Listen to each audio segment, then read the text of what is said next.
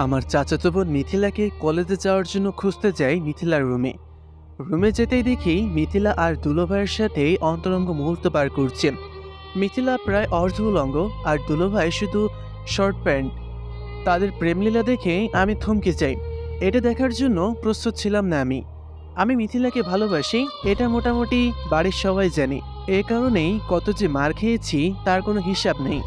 আমাকে বারবার বলে দিয়েছে মিথিলাকে নিজের বোনের মতন দেখার জন্য। আমি মিথিলাকে এমন অবস্থায় দেখে নিজের চোখকে বিশ্বাস করতে পারছিলাম না। ছি ছি মিথিলা, এসব কি দেখছি? আর দুলাভাই, আপনি কি করে পারলেন এটা করতে? উনি সুমি আপুর স্বামী, দেখতে স্মার্ট আর অনেক বড় চাকরি করে। সুমি আপু হলো মিথিলার বড় বোন। আপু সকালে তার বাচ্চাকেই ডাক্তার দেখাতে গেছে, সাথে চাচিও গেছে। চাচা নাই, মারা গেছে 3 বছর হয়। আব্বুই দুই পরিবারের প্রধান। আব্বু ও চাচা মিলে একই রকমের 2 তলা বাড়ি করে। সুমি আপুর বিয়ে হয়েছে 2 বছর, একটা 6 মাসের মেয়ে বাচ্চাও আছে। আপুকে আব্বুই বিয়ে দেয়। বিয়েটা পারিবারিকভাবেই হয়। দুলাভাই আমার হীরের টুকরা, বাড়ির সবাই জানে। কিন্তু তার চরিত্র যে এত খারাপ আমি নিজেও ভাবতে পারছি না। আর মিথিলা, মিথিলা এটা কিভাবে করলো? মিথিলার মতন একটা ভদ্র মেয়ে তো 3 গ্রামে খুঁজে পাওয়া যাবে না। মিথিলার সৌন্দর্য পরিবারের লোকজন ছাড়া আর বাইরের কেউ দেখে নাই। হাত মোজা, পা মোজা, বোরকা পরে পর্দার সাথে সবসময় চলাচল করে। কিন্তু আসে মিথিলার এ কি হাল দেখছি? আসিফ প্লিজ কাউকে বলো না প্লিজ, কাউকে বললে আমাদের মান সম্মান থাকবে না। চুপ করেন আপনি, লজ্জা করে না? আবার কথা বলেন। আর মিথিলা, তুই না পর্দা করিস, কোনো পরপুরুষের সামনে যাস না। এই তোর পর্দার আড়ালে আসল চেহারা। তোর জন্য তো পুরো পর্দানশীল নারীদের সম্মান নষ্ট হলো। কি দরকার ছিল পর্দা করার? এই মিথিলা, যখন আমি বলতাম মিথিলা আমি তোকে ভালোবাসি, তোর জন্য সব করতে পারবো, তখন মিথিলা আমার চরিত্র নিয়ে কথা বলতো আর আব্বুকে বলে আমাকে মার খাওয়াতো। আসিফ, কাউকে বলিস না প্লিজ। মিথিলা, আমি যখন তোকে ভালোবাসি বলতাম তুই আমার চরিত্র নিয়ে কথা বলতি, আব্বুর কাছে মার খাওয়াতি। আজ তোর আসল রূপটা দেখুক সবাই। আর দুলাভাই, আপনাকে আর কি বলবো। আমি রুম থেকে বের হয়ে যাচ্ছিলাম। ওদেরকে যতই বলেই রূপ দেখিয়ে দিব, কিন্তু সুমি আপুর সংসারটার কি হবে? আর 6 মাসের একটা মেয়েও আছে তাদের। আর মিথিলা তো আমার চাচাতো বোনই, যাকে আমি ভালোবাসি। তার সম্মান কিভাবে নষ্ট করি? দুলাভাই, আপনি এখন এখানে বসে আছেন?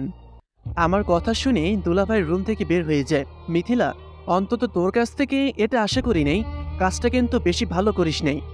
বলে যখন রুম থেকে বের হতে যাব, দরজা আটকানো। মিথিলা চিল্লাতে শুরু করে দিয়েছে।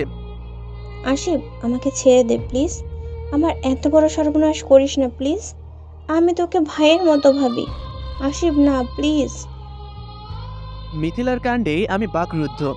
সেই সুযোগে মিথিলা ভিতর থেকে দরজা আটকিয়ে দিয়েছে। আমি কথা বলতে পারছিলাম না, গলা দিয়ে আওয়াজ বের হচ্ছে না। মনে হচ্ছে হাত পা সব কেউ বেঁধে রেখেছে। আসিফ, তুই আমার এত বড় সর্বনাশ করিস না প্লিজ। আমি তোর পায়ে পড়ছি। মিথিলা তার কাপড় চোপড় ছিঁড়তে লাগলো, প্রায় অনেক অংশ ছিঁড়ে ফেলেছে। অনেক কষ্টে মুখ থেকে কথা বের করলাম। মিথিলা, কি হচ্ছে এসব? কেউ বাঁচাও। আসিফ প্লিজ। মিথিলা অনেক জোরে চিল্লাচ্ছে। আমি যেখানে ছিলাম সেখানেই দাঁড়িয়ে আছি। মিথিলার এমন কাণ্ডে শরীরের শক্তি হারিয়ে ফেলেছি। বাইরে থেকে দরজা ধাক্কা লাগালো দুলাভাই, আর দরজা খোলার জন্য চিল্লাতে লাগলো। দুলাভাইয়ের চিল্লানি শুনে আপু, আম্মু, ভাইয়া, ভাবি সবাই মনে চলে এসেছে মনে হয়। জোরে জোরে দরজা ধাক্কাতে ধাক্কাতে দরজা ভেঙে ফেলে সবাই। দরজা খুলতেই মিথিলা আব্বুর পিছনে গিয়ে লুকায়। মিথিলার কাপড় চোপড় ছেঁড়া দেখে আন্দাজ করে ফেলেছে মিথিলার সাথে খারাপ কিছু হতে যাচ্ছিল। মিথিলা ন্যাকা কান্না করছে। মিথিলা ভাবিকে আগলে নেয়, আর সবাই আমাকে অগ্নিচক্ষু দেখাতে লাগলো। আপু আমার সামনে এসেই ঠাস ঠাস করে কয়েকটা চড় বসিয়ে দেয়। ভাইয়া এসে অনেকটা চড় মেরেছে। আমি কিছু বলতে যাব, সেই সুযোগ নেই। সবকিছু এত দ্রুত হচ্ছিল। আসিফ তো তোমাকে কলেজে যেতে ডাকতে আসছিল। তোমাকে এত খারাপ অবস্থায় দেখা যাচ্ছে কেন? ভাবি, আমি শুয়েছিলাম। আসিফ এসে আমাকে একা পেয়ে আগের মতো ভালোবাসার প্রস্তাব দেয়। আমি বড় আব্বুকে জানাবো বলতেই আসিফ আমাকে বলে আমি নাকি অনেক মায়ের খাইয়াইছি, তাই আজ আমার ইজ্জত কেড়ে নিবে। তারপর আসিফ আমার সর্বনাশ করতে থাকে। আপনারা না আসলে আজ আশিফ আমাকে কি যে করতো। ভাবি হয়তো বিশ্বাস করতে পারছে না আমার মতন ছেলে এমন একটা কাজ করবে। মিথিলা ভাবিকে জড়িয়ে ধরে ন্যাকা কাঁদছে। মিথিলার কথা অবিশ্বাস করার কোনোই কারণ নাই। আগেই বলেছি 3 গ্রাম খুঁজেও এমন মেয়ে পাওয়া যাবে না। আব্বু মিথিলার কথা শুনে যেন আরও রেগে গেলেন। তুই আমার ছেলে, ভাবতেই লজ্জা লাগছে যে নিজের চাচাতো বোনের সাথে এমন করতে পারে। সে অন্য মেয়েদের কি না করবে। তোর বাড়িতে কোনো জায়গা নেই, বের হয়ে যায় বাড়ি থেকে। আব্বুর কথা শুনেই চোখ বেয়ে পানি পড়ছে। আব্বু, আমি কিছুই করি নাই। ওই, তুই আমাকে আব্বু বলবি না। আজ থেকে আমার একটা ছেলে, তুই মরে গেছিস। আব্বুর মুখে এই কথা শোনার থেকে মরে যেতে পারলেও অনেক সুখের হতো। আম্মু, আমি কিছুই করি নাই। মিথিলা। তুই আমাকে আম্মু বলবি না। জানি না কোন পাপে তোকে পেটে ধরেছিলাম। আম্মুর মুখের কথা শুনে মনে হচ্ছে কলিজা ছেড়ে যাচ্ছে। আর কাকে বলবো, যেখানে আমার গর্ভধারিণী মা আমাকে বিশ্বাস করে না, আমাকে কিছুই বলতেও দেয় নাই। আমি দুলাভাইয়ের দিকে তাকালাম, মুখে পৈশাচিক হাসি, আর মিথিলা এখনো ন্যাকা কান্না করছে। সুমি আপুও চলে এসেছে, যার আদরেই আমার বড় হওয়া সেই আপুটা আমাকে আপন ভাইয়ের মতন ভালোবাসে। আমাকে এখনো মুখে তুলে খাবার খাইয়ে দেয়। সেই আপুটা সবকিছু শুনেই কান্নায় বুক ভাসাচ্ছে। আজ আমি আপুর চোখেও খারাপ হয়ে গেলাম। মিথিলার রুম থেকে বের হয়ে আমার রুমে গিয়ে কাপড় চোপড় গোছাচ্ছি, কারণ এ বাড়িতে আমার জায়গা নেই। আর আমি কোন মুখে থাকবো এখানে, যেখানে সবাই আমাকে ধর্ষক বলে জানে। কাপড় গোছানো শেষ, রুম থেকে বের হতে যাব এমন সময় ভাবি আমার রুমে আসলো। ভাবিকে দেখে আমি মাথা নিচু করে দাঁড়িয়েছিলাম, কারণ ভাবি আমার মায়ের মতন আদর করে। আমার টাকা পয়সার অভাব ভাবিই পূরণ করে। ভাবি সুমি আপুর মতোই আমার একটা বড় আপু। এটা তুমি কি করলে আসিফ? আমরা তো মিথিলার সাথে তোমার বিয়ে দিতে রাজি ছিলাম। আব্বুকে না হয় আমরা বুঝিয়ে নিতাম, তার জন্য জোর করে। ভাবি আমাকে মাফ করে দিও, আমি পারিনি সবার সামনে সত্যটা বলতে। কি সত্য বলতে পারো নাই? ভাবি কথা দেন, এগুলো কাউকে বলবেন না। হুম, বলো, বলবো না কাউকে। ভাবি আমি মিথিলার সাথে এমন কিছুই করি নাই। তাহলে মিথিলার কাপড় ছেঁড়া ছিল কেন? ভাবি আমি মিথিলাকে ডাকতে গিয়ে দুলাভাই আর মিথিলাকে পাপ কাজে লিপ্ত থাকতে দেখি। আমি তাদের অপমান করি, ভয় দেখাই বাড়ির সবাইকে বলে দিব। কিন্তু পরে আপুর সংসার আর মিথিলার সম্মানের কথা ভেবে থমকে যাই। আমি রুম থেকে বের হতে যাচ্ছিলাম, দুলাভাই বাইরে থেকে দরজা লক করে দেয়। মিথিলা জোরে জোরে কাঁদতে থাকে আর কাপড় ছিঁড়তে থাকে।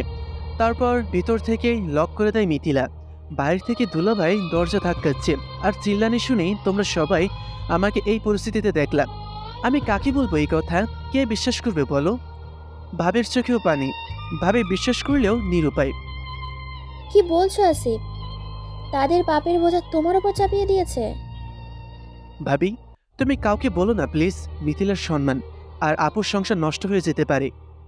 জানি না আসিফ, কে মিথ্যে আর কে সত্য বলছে। মিথিলার আর সুমির জামাইয়ের এমন কোনো বাজে লক্ষণ দেখি নাই। ভাবি তুমি আমাকে বিশ্বাস করছো না? তাহলে এটা দেখো, আমি সুযোগে সবকিছু ভিডিও করে রেখেছিলাম। ভেবেছিলাম কাউকে দেখাবো না, কিন্তু পরিবারের সবচেয়ে প্রিয় মানুষটার চোখে নিজেকে খারাপ বানাতে চায় না। আসিফ, এই ভিডিও এখনই আব্বুকে দেখাবো। ভাবি মোবাইল নিয়ে যেতে চায়। ভাবি প্লিজ, কথা দিয়েছো কাউকে বলবা না। সবার চোখে খারাপ হলেও তোমার চোখে যেন ভালো থাকতে পারি, তাই তোমাকে সব বললাম। ভাবির চোখ দিয়ে অনবরত পানি পড়ছে। ভাবি আমার হাতে অনেকগুলো টাকা দিয়ে বলে টাকার দরকার পড়লে যেন ভাবিকে জানাই। ভাবি চোখ মুছে আমার রুম থেকে বের হয়ে যায়, কিন্তু আমার চোখের পানির জোয়ার যেন থামেই না। রুমটার প্রতি মায়া লাগছিল, আম্মুর পায়ে একবার সালাম করতে মন চাচ্ছিল, কিন্তু সেই সাহস আজ আমার নেই। সবাই আমার চলে যাওয়া দেখতেছে। ভাবি সবার চোখের আড়ালেই বারবার চোখ মুছছে। 12টার বছর রওনা হলাম ঢাকার উদ্দেশ্যে, কিন্তু কোথায় গিয়ে উঠবো, ঢাকায় কি করব খুব চিন্তা হচ্ছিল, কারণ আমি ঢাকা ভালো করে চিনি না। আর কোনো আত্মীয় স্বজনও নাই যে সেখানে গিয়ে উঠব। ভাবির দেওয়া টাকাগুলো গুনলাম, 5,000 টাকা আছে, আর আমার পকেটে 780 টাকা। ভাবে যদি টাকাগুলো না দিত তো 2 দিন বেঁচে থাকা কষ্টকর হয়ে যেত। এমনি কোনো কাজও জানি না, সবেমাত্র কলেজে পা দিয়েছি। আব্বুর টাকার অভাব নাই, যার জন্য পড়ালেখা করছি মন দিয়ে। পরিবারের সবাই আমাকে অনেক ভালোবাসত, আমার কোনো দোষ ছিল না। শুধু দোষ একটাই, আমি মিথিলাকেই পাগলের মতন ভালোবাসতাম। যখন থেকে বুঝতে শিখেছি তখন থেকেই মিথিলাকে ভালোবাসতাম আমি। একসাথে স্কুলে যাওয়া, খেলাধুলা করা, আমরা ছিলাম বেস্ট ফ্রেন্ডের মতোই। কিন্তু যখন মিথিলাকে স্কুলের এক বড় ভাই ফলো করতে শুরু করে আর মিথিলা যদি সম্পর্কে জড়িয়ে যায়, সেই ভয়ে সুমি আপুর বিয়ের দিনই প্রপোজ করে মিথিলাকে। কিন্তু মিথিলার সাথে আমার এই কথা আমার আব্বুকেই মিথিলা বলে দেয়। আব্বু আমাকে সেদিন অনেক মারে। তখন নবম শ্রেণীতে উঠেছি মাত্র, আমার আর বিয়ে খাওয়া হলো না। আব্বুর হাতে মায়ের সেদিন খেয়েছিলাম প্রথম। আব্বু বলেছিল মিথিলাকে যেন বোনের চোখেই দেখি। আমার মায়ের দেখে মিথিলা অনেক হেসেছিল, কিন্তু মিথিলার প্রতি কোনো রাগ আসেনি আমার। বিয়ের দিন সুমি আপুর সাথে যাওয়ার জন্য বলেছিল আপু, আমিও প্রিপারেশন নিয়ে রেখেছিলাম, কিন্তু আমার আর যাওয়া হলো না, মিথিলাই গেল। আব্বু আমাকে অনেক মারলো, মারের কারণটা শুধু ভাবেই জানত। আর সবাই জেনেছে দুষ্টুমির জন্য মেরেছে। অনেকেই আব্বুকে রাগ দেখিয়ে বলেছিল দুষ্টুমির জন্য এমন করে কেউ মারে, আর বিয়ের দিন ফাজলামি করবে না তো কবে করবে। আপুকে আনার জন্য গিয়েছিলাম। আপু না যাওয়ার কারণ কি জানতে চেয়েছিল, কিন্তু কিছুই বলিনি। তবে মিথিলার মনে যেন আনন্দের জোয়ার বইছে। নতুন দুলাভাইয়ের সাথে ভালোই খাতির জমেছে। আমার খুব ভালো লাগলো। বড় ভাইয়ের অভাবটা দুলাভাইকে দিয়েই পূরণ করুক। আপুকে নিয়েই বাসায় আসলাম। দুলাভাইয়ের সাথে আমারও ভালো সম্পর্ক গড়ে ওঠে। খুব ভালোভাবেই যাচ্ছিল দিনগুলো, কিন্তু বারবার মিথিলাকে আমার মনের কথা বলার চেষ্টা করছি। মিথিলা বলতো আমি তোকে শুধু ভাইয়ের মতোই দেখি। দুলাভাইকে দিয়েও বলেছিলাম অনেকবার, কাজ হয়নি। তবে দুলাভাই আর মিথিলাকে অনেকবার একান্তে দেখেছি। মনে হচ্ছিল প্রেমিক প্রেমিকা বসে প্রেম করছে, কিন্তু আমি তখন এসব নিয়ে ভাবিনি, কারণ মিথিলা দুলাভাইয়ের এমন না। পরবর্তীতে এমনই হলো। হঠাৎ মোবাইলে মেসেজ টিউন বেজে উঠল। কল্পনা থেকে বাস্তবে ফিরে আসি। মিথিলার নাম্বার থেকে মেসেজ। কি লিখেছে? আমার রূপ বের করতে গিয়ে নিজেই ধরা খেলি, কেমন অভিনয়টা করলাম।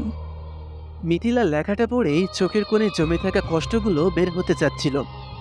আমি জানি না তুই এমনটা কেন করেছিস, তবে আমি চাইলে তোদের আসল রূপটা বের করে দিতে পারতাম, কিন্তু তোর সম্মান আর আপুর সংসারের কথা ভেবে কাউকে কিছুই বলিনি। তাই নাকি? তোর কাছে কি প্রমাণ আছে নিজেকে সাধু বানানোর জন্য? তবে কেন তোকে বাসা থেকে বের করেছি জানিস? যেন আমাদের সম্পর্ক আর কেউ না জানে, আর তোর কাছে যেন ছোট হয়ে না থাকতে হয়। ভালো করেছিস, এতে আমার কোনো দুঃখ নেই। শুধু বলবো আপুর সংসারটা নষ্ট করিস না প্লিজ। তোদের এই অবৈধ সম্পর্ক নষ্ট করে সবাই যেমন ভালো ভাবতো সেই রকম ভাবে চল। তুই আমাকে বলবি আমি কি করব? আমি দুলাভাইকে বিয়ে করব। তারপর আমি রিপ্লাই দিলাম, কিন্তু মেসেজ সেন্ড হচ্ছে না। বুঝতে বাকি নেই এই সিনটা নষ্ট করে ফেলেছে। কিন্তু আমার মনে খুব ভয় জন্মাচ্ছিল, আপুর সংসারটা কি আদৌ মিথিলা ধ্বংস করে দিবে। তাই আমি সাথে সাথেই দুলাভাইকে ভিডিওটা পাঠিয়ে ছোট্ট করে লিখে দিলাম, আমি চাইলে এই ভিডিওটা সবাইকে দেখাতে পারতাম, এতে করে আপনাদের সম্মান কোথায় যেত একবার ভেবে দেখেন। কিন্তু আমি তা করিনি। আমি না হয় এই অপবাদে ভালোভাবে বেঁচে থাকতে পারবো, কিন্তু মিথিলার আব্বু নেই। আমার আব্বু নিজের মেয়ের মতন আদর করে, সে আদরটা থাকতো না, আর মিথিলার সম্মানটা কোথায় থাকতো। আর আপনার আপুর চোখে সারা জীবন ধর্ষক হয়ে বেঁচে থাকতেন। হতে পারতো আপনাদের সংসারটা ভেঙে গেছে, আর আপনাদের বাড়িতে যে সম্মান আছে সে সম্মানটা ঘৃণায় পরিণত হতো। তাই আপনাদের একটা সুযোগ দিলাম, আপনাদের এই অবৈধ সম্পর্ক থেকে সরে আসুন, সম্মান আর আপুর ভালোবাসা নিয়ে বেঁচে থাকুন। মনে রাখবেন আপনার একটা ফুটফুটে বাচ্চাও আছে। বাস একটা স্টেশনে এসে থামলো। বাস থেকে নেমেই পেটে খুব ক্ষুধা লেগেছিল, তাই হোটেলে গিয়ে খাবার খেয়ে নিই। রাস্তার পাশ ধরে হাঁটছি, কিন্তু এখন আমি কোথায় যাব, কি করব ভেবে পাচ্ছি না। আব্বু আম্মুর কথাগুলো কানে বাজছিল। তুই আমার ছেলে না, তোকে কোনভাবে পেটে ধরেছি? মাগো, তুমিও তোমার ছেলেকে চিনলে না? চোখ থেকে অনবরত পানি ঝরছিল। অন্যমনস্ক হয়ে রাস্তা দিয়ে হাঁটতেছি। দুপুর গড়িয়ে বিকেল। হঠাৎই রাস্তার মাঝখানে একটা বাচ্চাকে দেখলাম, যে কোনো মুহূর্তেই গাড়িতে চাপা পড়তে পারে। আমি কোনো কিছু না ভেবে ব্যস্ত রাস্তায় নেমে গিয়ে বাচ্চাকে কোলে তুলে রাস্তার পাশে নিয়ে যাই, কিন্তু শেষের দিয়ে একটা গাড়ি এসে আমার পায়ের উপর দিয়ে গাড়ি চালিয়ে দেয়। আমি ব্যথায় কাতরাচ্ছি। বাচ্চাটির মা আমায় এসে হাসপাতালে নিয়ে গেল, আর এদিক দিয়ে আমাকে ধন্যবাদ জানাচ্ছে। অন্য দিক দিয়ে নিজের বেখেয়ালের জন্য বাচ্চাকে বাঁচাতে গিয়ে আমার এমন অবস্থার জন্য নিজেকে দোষারোপ করতেছে। ডাক্তার এসে আমাকে কি যেন একটা ইঞ্জেকশন দিল। আস্তে আস্তেই আমার চোখ বন্ধ হয়ে আসলো। চোখ খুলে দেখি পায়ে ব্যান্ডেজ। বাচ্চাটির মাও ও আরেকটা আমাদের বয়সী মেয়ে আমাদের পাশেই দাঁড়িয়ে আছে। ডাক্তার এসে বললেন, পাটা খুব ভালোভাবে ভেঙেছে, আমি ওষুধ লিখে দিচ্ছি, নিয়মিত খাওয়াবেন, আর রোগীকে 1 মাস রেস্ট নিতে হবে। খেলাধুলা কোনো কাজ করতে পারবে না। 15 দিন পর আবার দেখিয়ে যাবেন। ডাক্তার প্রেসক্রিপশন ধরিয়ে দিলেন। আমার জন্য আজ তোমার এত বড় ক্ষতি হলো। না না আন্টি, নিজেকে দোষারোপ করবেন না, এটা শুধু একটা অ্যাক্সিডেন্ট। আচ্ছা, তোমার বাসা কোথায়? তোমার ফ্যামিলির কারো নাম্বার থাকলে দাও, আমি তোমার মা বাবাকে আসতে বলি। আমার মোবাইলটা খুঁজে পাচ্ছিলাম না। মোবাইলটা আমার হাতে দিয়ে বলল, তোমার মোবাইল রাস্তায় পড়ে ভেঙে গেছে। এটা তো একেবারে গেছে। মোবাইলটা হাতে রেখে পকেট থেকে বাবের দেওয়া টাকাটা বের করে, আন্টি হাসপাতালে কত টাকা বিল এসেছে জানি না, আমার কাছে এই কটা টাকা আছে, গ্রাম থেকে আসার সময় নিয়ে আসছিলাম, এটা রাখেন প্লিজ। কি করছো তুমি এইসব? আমার ছেলেকে বাঁচাতে গিয়ে তোমার এই অবস্থা, আর তুমি আমাকে চিকিৎসার খরচ দিচ্ছ। আন্টি টাকাটা পকেটে ঢুকিয়ে দিয়ে বলল, তোমার পরিবারের কেউ নেই? তাদের তো খবর দিতে হবে। আছে আব্বু আম্মু ভাই ভাবি চাচি চাচাতো বোন, কিন্তু এখন আমি ওদের কেউই না। বলতেই চোখ দিয়ে পানি বেরিয়ে আসলো। তাহলে আপনি যাবেন কোথায়? জানি না, আজ সকালেই বাসা থেকে বের করে দিয়েছে আমাকে একটা মিথ্যা অপবাদে। আচ্ছা, তাহলে তুমি আমাদের বাসায় আসো, তোমার এখন রেস্ট দরকার। না আন্টি, এটা কি করে হয়? উপকার করেছি বলে আপনার বাসায় গিয়ে উঠবো? আপনাদের বাড়তি ঝামেলা হবে। চুপ করেন, এত ভালো মানুষ সাজার দরকার নেই। আমার ভাইকে বাঁচিয়েছেন, এখন আপনাকে বাঁচানোর দায়িত্ব আমাদের। চলুন। চলো উঠো। আন্টি আমার ব্যাগটা কই? আমরা তো তোমার ব্যাগ দেখি নাই, মনে হয় কেউ নিয়ে গেছে। আন্টির কাছে এক হাত আর মেয়েটি আমার আর এক হাত ধরে হাঁটার জন্য বলল, কিন্তু আমি পা ফেলতে পারতেছি না, খুব কষ্ট হচ্ছে। প্রথম পা ফেলতেই চিৎকার দিয়ে উঠলাম। আস্তে আস্তে পা ফেলো। জি আন্টি। হাসপাতালের গেটে এসে দেখি একটা প্রাইভেট কার দাঁড়িয়ে আছে। গাড়িতে করে একটা বড় বাড়িতে নিয়ে যাওয়া হলো। বাড়ি থেকে তো আমি অবাক প্রায়। এই বাড়িটা কি আন্টি? এরকম বড়লোকগণ তো এই একই সমস্যা, যত টাকা লাগে শেষ করে দেয়। আর ওরা আমাকে নিজেদের বাড়িতে নিয়ে আসলো শুধুমাত্র মানুষের প্রতি ভালোবাসা আছে বলেই সম্ভব। আন্টি এই বাড়ি কি আপনাদের? এটাই আমাদের বাড়ি, চলো ভিতরে। আমাকে নিয়ে একটা রুমে শুইয়ে দিল। আচ্ছা বাবা, তুমি এখন রেস্ট নাও, আমরা পরে তোমার সম্পর্কে জানবো না হয়। জি আন্টি। আন্টিও তার মেয়ে রুম থেকে চলে গেল। রুমটা অনেক সুন্দর, ওরা মানুষ যেমন ভালো মনের, রুচিও সুন্দর। খুব ক্লান্ত লাগছে, শুয়ে ভাবছি আজ যদি ওনারা আমাকে না নিয়ে আসতো আমি কোথায় থাকতাম। ভাঙা পা নিয়ে রাস্তায় ভিক্ষা করা ছাড়া উপায় ছিল না। জানি না বাড়ির কি অবস্থা। আম্মু কি আমার কথা ভাবছে? আম্মু কি বলেছেন? ছেলেটা এমন ভুলে শাস্তি বেশি হয়ে গেল। আমি তো আম্মুর চোখের মনে ছিলাম, নাকি তার জন্যই আম্মু সেই কষ্ট সহ্য করতে পারিনি? আম্মুর মনে আমার জন্য ঘৃণা জন্মে গেছে। আম্মু যদি জানতে পারতো তার ছেলে পা ভেঙে ফেলেছে, আম্মু কি এখনো রাগ করে বসে থাকবে নাকি ছুটে আসবে? আম্মুকে দেখতে খুব মন চাচ্ছে, কিভাবে দেখব? মোবাইলটা যে ভেঙে গেছে। আম্মু আমি তোমাকে সত্যিই ভালোবাসি, ক্ষমা করে দিও। বলতে পারিনি সত্য কথাটা, আর মনে হয় চাইলেও পারবো না। মোবাইলের সাথে হয়তো ভিডিওটা হারিয়ে ফেলেছি, খুব জানতে ইচ্ছে করছে। আব্বু তুমি কি আমার কথা ভাবছো নাকি আমাকে মনে কবর দিয়ে ফেলেছ?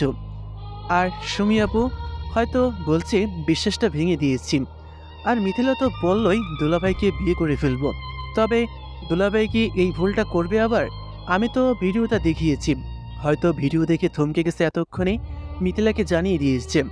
ভাবি হয়তো এখন নীরবে কাঁদছে, বলছে হয়তো বিনা দোষে আজ আমি ঘর ছাড়া। আমার খবর নেওয়ার জন্য হয়তো মোবাইলে ফোন দিয়েছে, কিন্তু বন্ধ পেয়ে হয়তো ভাবছে ছেলেটার কি কিছু হয়ে গেল। ভাবতে ভাবতেই কখন যে ঘুমিয়ে যাই, হঠাৎ ঘুমের মধ্যে কে যেন এসে ডাক দিয়েছিল। এই যে উঠুন। কে? আমি রিমি। চোখ মেলে দেখি আন্টির মেয়েটা। ও আপনি? আপনার নাম রিমি? ইয়াজাহান রিমি। আপনার নামটা তো জানা হলো না, আপনার নাম কি? আশরাফুল ইসলাম। সুন্দর নাম। আম্মু আপনার জন্য খাবার পাঠিয়েছে, খেয়ে নিন। আপনার নামটাও সুন্দর। ঠিক আছে, খেয়ে নিন, আমি আপনার মেডিসিনগুলো নিয়ে আসছি। আচ্ছা। এই এই কী করছেন? আপনাকে 1 সপ্তাহ হাঁটাহাঁটি করতে মানা করেছি। কি লাগবে আমাকে বলুন। ওয়াশরুমে যাব। ধরুন আমি নিয়ে যাচ্ছি। রিমি আমার হাত ধরে ওয়াশরুম পর্যন্ত নিয়ে আসলো। আমি ফ্রেশ হয়ে বের হয়ে দেখি রিমি দরজার সামনে দাঁড়িয়ে। ধরে আসুন। মেয়েটাকে যত দেখছি ততই অবাক হচ্ছি। শহরের মেয়ে আর এত ধনী ঘরের মেয়ে হয়েও মনে কোনো হিংসা নাই। বিছানায় বসে আমার জন্য আপনাদের অনেক কষ্ট হচ্ছে। আমি আপনাদের এই ঋণ কখনো শোধ করতে পারবো না। ঋণের কথা বলে লজ্জা দেবেন না প্লিজ। আপনি আমার ভাইকে বাঁচিয়েছেন, আমরা আপনার ঋণ শোধ করতে পারবো না। এটা তুমি কি বলছো বাবা? আমরা তো শুধু আমাদের কর্তব্য পালন করছি। চোখের কোণে আটকে গেল পানি। আন্টি তার ছেলেকে নিয়ে আসছে।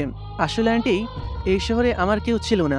বাসা থেকে বের করে দেওয়ার পর কোথায় যাব এটাই ছিল আমার বড় চিন্তা। তার উপর যখন পা ভেঙে গেল তখন তো রাস্তায় বসে ভিক্ষা করা ছাড়া আর কিছুই করার ছিল না। আপনারা আমাকে থাকার জন্য জায়গা দিলেন, আমার সেবা করছেন। বলতে বলতে চোখ বেয়ে পানি পড়ছিল। কেঁদো না বাবা, জানি না তোমার সাথে কি হয়েছে। এখন খাওয়াটা খেয়ে মেডিসিন খেয়ে নাও, পরে শুনবো তোমাকে দেওয়া অপবাদের কথা। খাবারটা খেয়ে নিলাম। রিমি আমাকে মেডিসিন খাইয়ে দিল। মেডিসিন খেয়ে নিলাম। পেটে অনেক ক্ষুধা ছিল। আন্টি চলে গেছে। আচ্ছা, একটা কথা বলবো? বলেন। আপনাদের বাসায় আর কে কে থাকে? আমি আসলে রিমির আব্বুর কথা জানতে চাইছিলাম। আম্মু, আব্বু, আমি আর আমার ভাই, আর বিভিন্ন কাজে হেল্প করার জন্য কয়েকটা কাজের লোক। ও আচ্ছা, আপনার আব্বুকে তো দেখলাম না। আব্বু ব্যবসার কাজে বাহিরে গেছে, আসতে 10-12 দিন লাগবে। আপনার আব্বু যদি দেখেন আমাকে বাসায় তুলেছেন, রাগ করবে না? না, কারণ আব্বু যখন শুনেছে আমার ভাইকে বাঁচাতে গিয়ে আপনার পা ভেঙে গেছে, আব্বু বলেছে আপনাকে বাঁচাতে যা করতে হয় তাই করার জন্য। রিমির কথা শুনে মনে হলো এই পরিবারের সবাই এক একটা রত্ন। আচ্ছা আপনি ঘুমান, পরে কথা হবে। আচ্ছা ঠিক আছে।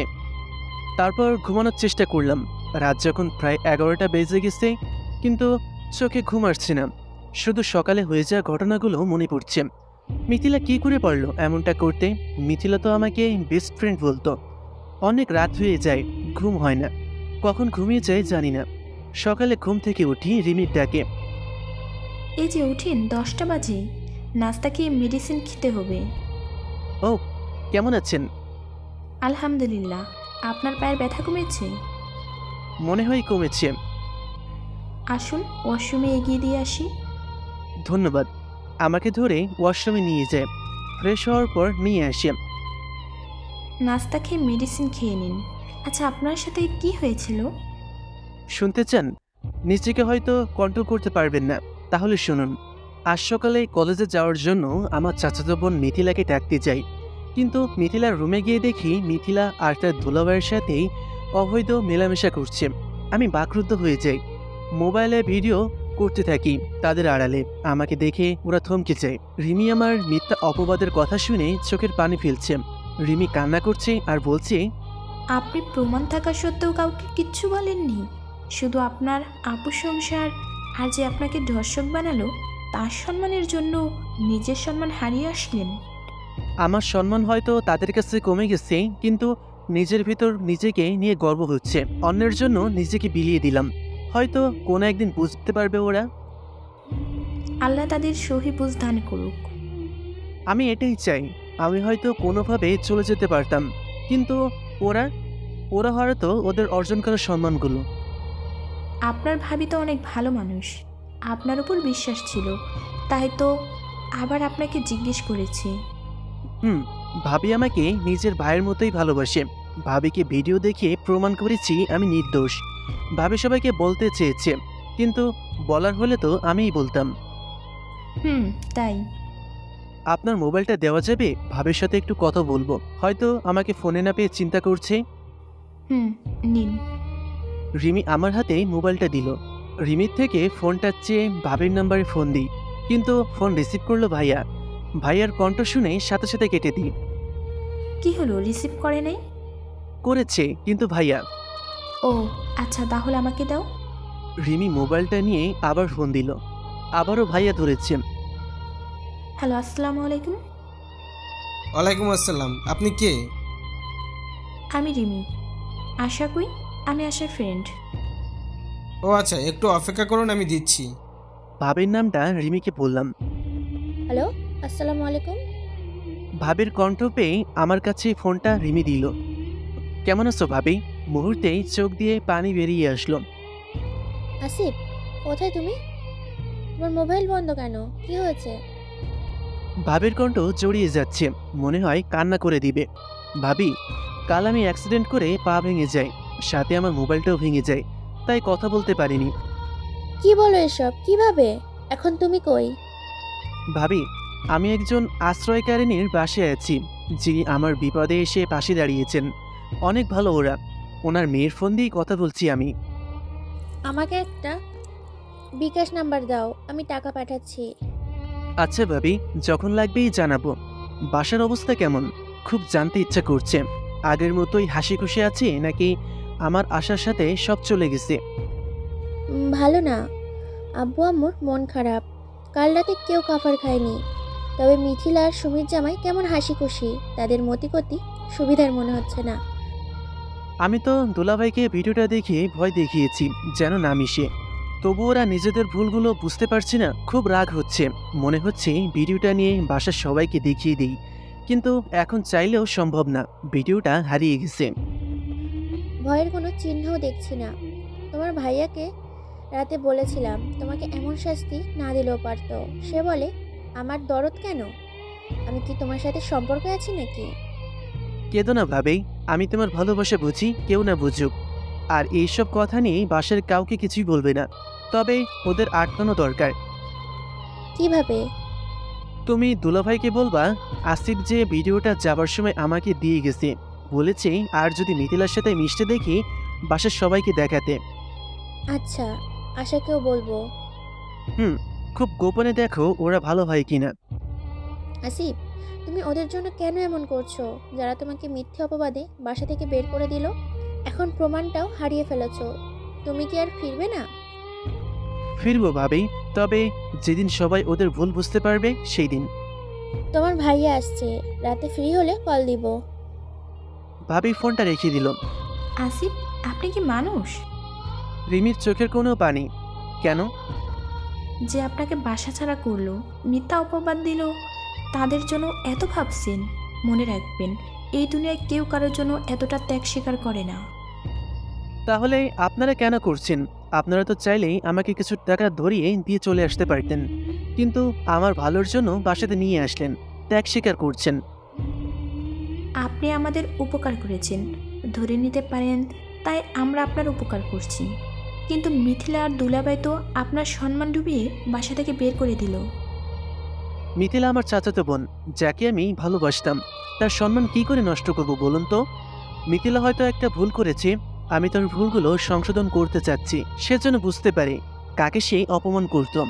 সে আজ তার সম্মান বাঁচানোর জন্য সব মুখ বুঝে সহ্য করে গেল। আপনি এখনো মিথিলাকে ভালোবাসেন? জানি না, তবে আমি চাই মিথিলা তার ভুল বুঝতে পারুক, সম্মান নিয়ে বেঁচে থাকুক। ওহ, বুঝেছি, হয়তো এখনো ভালোবাসেন। রিমি হয়তো বলতে চাচ্ছে আমি যা করেছি সবকিছু ভুল করেছি। রিমি চলে যায়। আমি রিমির কাছ থেকে এই গল্পের বই চেয়ে নিই সময় কাটানোর জন্য। গল্প পড়তে আমার অনেক ভালো লাগে, ঠিক আপনাদের মতোই। গল্প পড়ছি, এমন সময় আন্টি রুমে আসলো তার ছেলেকে নিয়ে। বয়স বেশি হবে না, 5 বছর হয়তো। খাবার খেয়েছো আসিফ? জি আন্টি, রিমি এনেছিল। আচ্ছা, টিভি ছেড়ে দিব? না আন্টি, আমি বই পড়ছিলাম। বই পড়তে আমার খুব ভালো লাগে। ভাইয়া এদিকে আসো, বসো ভাইয়ার সাথে। না, পায়ে ব্যথা দিবে, অনেক দুষ্টু। আগে পা ভালো হোক, তারপর না হয় খেলা করবে। না আন্টি, সমস্যা নেই। ছেলেটাকে আমার পাশে বসে আদর করছি। তুমি কি লেখাপড়া করো? জি আন্টি, সবেমাত্র কলেজে উঠেছি, আর মনে হয় পড়ালেখা করতে পারবো না। মন খারাপ করো না, একটা ব্যবস্থা হবে। আমাদের রিমিও কিন্তু এবার কলেজে উঠেছে। ও, তার মানে সমবয়সী। ভালোই হলো, সময়টা পড়ালেখা করেই চালিয়ে দিব। আচ্ছা, তুমি রেস্ট নাও, পরে এসে দেখে যাব। আন্টি তার ছেলেকে নিয়ে চলে গেল। আমি বসে টিভি দেখছি, এমন সময় রিমি কি নিয়ে যেন আমার রুমে আসলো, হাতে কতগুলো শপিং। এগুলো আপনার, দেখেন তো পছন্দ হয়েছে কিনা। আমার পছন্দ আশা করি ভালোই লাগবে। আর এটা আপনার নতুন মোবাইল। এইগুলো করার কি দরকার ছিল বলেন? শুধু শুধু টাকা খরচ করলেন। তাই নাকি? এক কাপড়ে থাকতে পারবেন আর সারাদিন রুমে বসে সময় কাটবে কি করে শুনি? এই ধরুন, এই 5,000 টাকা আছে, বাকিটা ভাবিকে বলে দিয়ে দিব। আসলে বিষয়টা নিজের কাছেই খারাপ লাগছিল। কি বললেন? আরেকবার বলুন। আপনার ওই পাটা আছে না, ওটাও ভেঙে দিই। ভালোবাসার দাম কি টাকায় দেওয়া যায়? না, আসলে আমার লজ্জা লাগছে। আপনাদের বাসায় আছি, আপনারাই আবার আমার জন্য এত কিছু। লজ্জা থাকা ভালো। পছন্দ হয়েছে? রিমির তো পছন্দ অনেক ভালো, সবগুলো কাপড়ই ভালো লেগেছে। আপনার পছন্দ অনেক ভালো, আর ধন্যবাদ। কেন? এইগুলোর কি ভীষণ প্রয়োজন ছিল? এই সময় তো এগুলোর কি দরকার ছিল বললেন? মোবাইলটাও দেখছি খুব দামি, রেডমি 7, সাথে রিমি রেজিস্টার্ড করা নতুন সিম। আর বাসায় তো ওয়াইফাই আছেই, সময়টা না হয় কেটেই যাবে। কিন্তু একটা মানুষ কতক্ষণ ঘরবন্দি থাকতে পারে? দুপুরে গোসল করার সময় হয়ে গেছে। রিমির এনে দেওয়া লুঙ্গি নিয়ে ওয়াশরুমে গেছি গোসল করতে। বলতে ভুলে গেছি, রিমিদের অ্যাডজাস্ট করা ওয়াশরুম, তাই তেমন কোনো সমস্যা হয়নি। তারপরও রিমি জানতে পারলে বকতে পারে। বলেছিল গোসল করার সময় রিমি ওয়াশরুমে এগিয়ে দিয়ে আসবে। তাছাড়া সাপোর্টের জন্য দুটো, সরি মনে আসছে না এটার নাম, ভর দিয়েই চলার জন্য রিমি এনেছিল কিছুক্ষণ আগে। এখন মনে হয় আমি একাই হাঁটতে পারবো। গোসল করে বের হয়ে দেখি রিমি রুমে বসে আছে।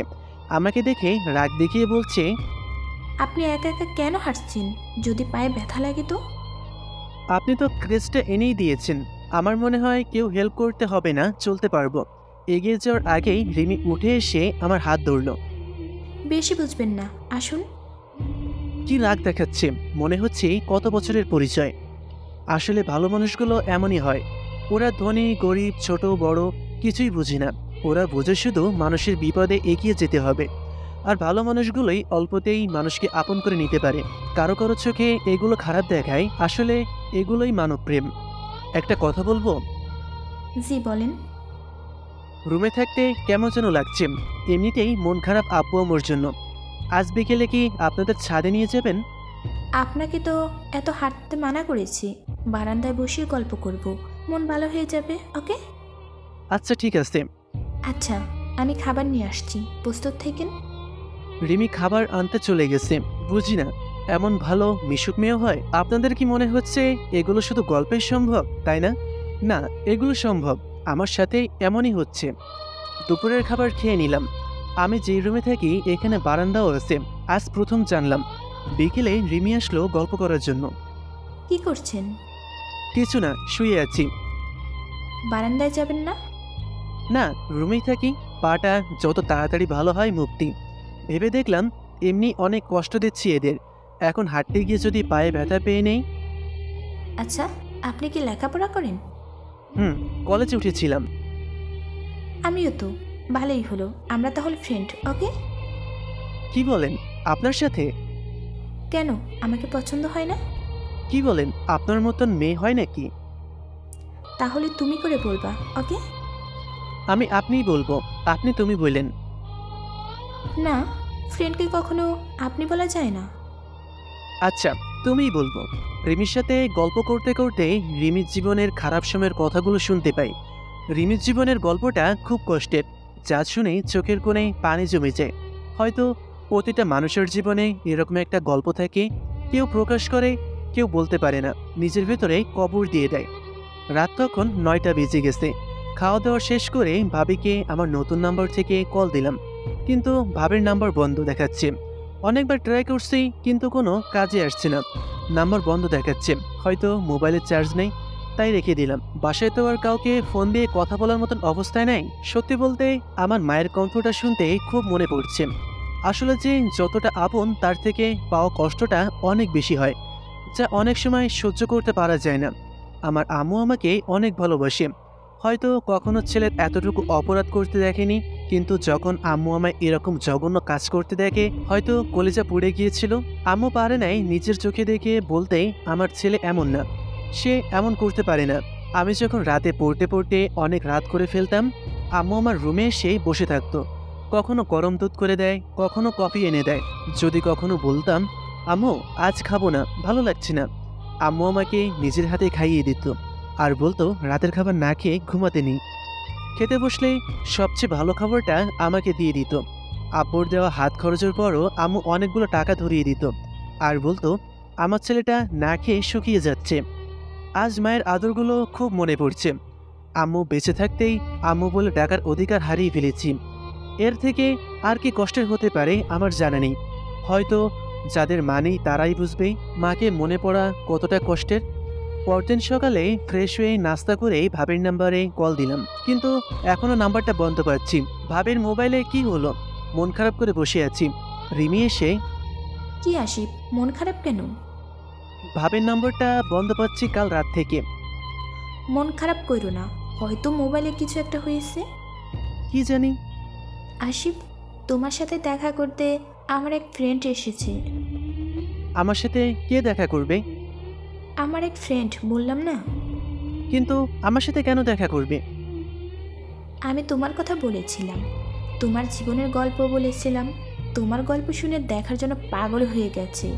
এমন ভালো মানুষকে না দেখলে নাকি ঘুম হবে না। রিমির কথা শুনে কেমন হাসি পাচ্ছে। কিছু বললাম না। রিমি মেয়েটাকে নিয়ে আসলো। মেয়েটার সাথে আমার কথা হলো, খুব ভালো লাগলো কথা বলে। মানুষের কষ্ট বোঝার মতন মন আছে। বিকেলে ভাবিকে আবার ফোন দিলাম, কিন্তু একই অবস্থা, বন্ধ পাচ্ছি। এভাবে কেটে গেল 2 দিন, কিন্তু ভাবির ফোন এখনো বন্ধ পাচ্ছি। বাসার সাথে যোগাযোগ কি তাহলে একেবারে বন্ধ হয়ে গেল? কিন্তু কেন, কি হয়েছে কিছুই বুঝতে পারছি না। এইভাবে কেটে গেল 10 দিন। এখন আমি মোটামুটি হাঁটতে পারি সাপোর্টারগুলো নিয়ে। রিমির সাথে সম্পর্ক হয়ে গেছে বন্ধুর মতো, আর আন্টির পরিবারেও আমাকে একজন সদস্য মনে হচ্ছে। কদিন ভাবির নাম্বার বন্ধই পেয়েছি। আজ রিমির আব্বু বাসায় এসেছে, আমাকে দেখে গিয়েছে। আমায় সব রকমের হেল্প করবে বলে গিয়েছে। তিনি বলেছে আমাকে নাকি ওনার অফিসে চাকরি দিবে। এখানে থেকেই পড়ালেখা পাশাপাশি চাকরি করতে হবে। কথাটা শুনে আমি খুব খুশি হলাম, কিন্তু ভাবির মোবাইলে কি হয়েছে সে চিন্তায় ঘুম আসে না। রাতে খাওয়ার পর ভাবির নাম্বারে আবার কল দিলাম, রিং হচ্ছে। আমি উত্তেজিত হয়ে যাই। মোবাইল কি ঠিক হলো? হ্যালো, আসসালামু আলাইকুম। ভাবি, আমি আসিফ। কেমন আছো? তোমাকে ফোনে পাই না কেন? মোবাইল বন্ধ দেখায় শুধু। আসিফ, আমি ভালো নেই। ভাবি অঝর ধরায় কাঁদতে শুরু করে দিয়েছে। কেন ভাবি, কি হয়েছে আমাকে বলো। বাসায় আমাকে নিয়ে নানা রকমের কথা চলছে। কি কথা? মোবাইল বন্ধ ছিল কেন? তোমার সাথে ওই দিন কথা বলার পর তোমার ভাইয়া শুনে ফেলে আমি যে তোমার সাথে কথা বলছি, তাই সে আমাকে পতিতা, রাস্তার মেয়ে, আরো কত কি বলে বকা দিছে। আমার সাথে কথা বললে তুমি পতিতা হয়ে গেলা? কথাটা শুনে খারাপ লাগছিল। বলে তোমার মতো ধর্ষক যে চাচাতো বোনকে ছাড়ে নাই, তার সাথে কোনো ভালো মানুষ কথা বলতে পারে না। যাদের চরিত্র খারাপ তারা এইসব ছেলেদের সাথে কথা বলে। আমার নাকি তোমার সাথে অবৈধ সম্পর্ক আছে, বাসার সবাইকে ডেকে বলতে থাকে। ভাবির কান্না আর প্রতিবাদে আমারও কান্না আসছে। কারো ভালো করতে গিয়ে কারো খারাপ করে ফেললাম না তো? তারপর কি হলো? তারপর আমাকে বাসার সবাই নানা রকমের কথা বলতে থাকে। মিথিলাও। আমি সবাইকে বলি তুমি নির্দোষ ছিলে, তোমার কাছে ভিডিও ছিল, কিন্তু মিথিলা আর সুমিত জামাই সম্মানের কথা ভেবে বলো নাই, আমাকেও বলতে দাও নাই। ভাবির কান্নার কারণ হয়ে দাঁড়ালাম আজ। মিথিলার কথাও শোনাইছে তোমাকে? যার জন্য এত কিছু, সেই এখন সাধু? এই কথা শোনার পর সবাই তোমার ভাইয়ের সাথে তাল মিলিয়ে আমাকে বাসা থেকে বের করে দেয়। আমি এখন আব্বুর বাসায় আছি। এখানে আসার পর আম্মু আমাকে নানা কথা বলেছে। আসিফ, এটা আমি কি করলাম? নিজের ভাবির সংসার নিজেই ধ্বংস করে দিলাম। আমি কিছুই বলতে পারছি না, শুধু কান্না করছি। আমার জন্য ভাবির সংসার ভেঙে যাচ্ছে। আসিফ, কান্না করছো কেন? ভাবি, আমাকে মাফ করে দিন প্লিজ। আমার জন্য তোমার সংসার ভেঙে গেল। আসিফ, এসব নিয়ে ভেবো না। তুমি ভালো আছো তো? না ভাবি, তোমার কথা শুনে মনে হচ্ছে এখনই বাসায় এসে ভিডিওটা দেখাই, কিন্তু আমার কাছে তো এখন ভিডিওটা নাই। আসিফ, আমাকে নিয়ে চিন্তা করো না, আম্মু আসছে, পরে তোমাকে ফোন দিব। ভাবি ফোনটা রেখে দিল। ভাবির জীবনে আমি কাল হয়ে গেলাম। ভাবির সুন্দর জীবন আর মিথিলাকে শাস্তি দিতে ভিডিওটা আমার লাগবেই, যা মোবাইলের সাথে সাথে হারিয়ে গেছে। তাহলে কি আমাদের আর নির্দোষ হওয়া হবে না, নাকি সারা জীবন অপবাদ নিয়ে বেঁচে থাকতে হবে? আমার কথা বাদ দিলাম, ভাবির কি হবে? আমি কান্না করছি রুমে বসে, হয়তো কান্নার আওয়াজ কেউ শুনে ফেলেছে। রিমি, আঙ্কেল, আন্টি আমার কাছে এসে কান্নার কারণ জানতে চাইল। আমি সব কিছু বললাম। আমার কথা শুনে ওদের চোখে পানি। হয়তো ভিডিওটা থাকলে আজ তারাই রওনা দিত আমার বাসায়।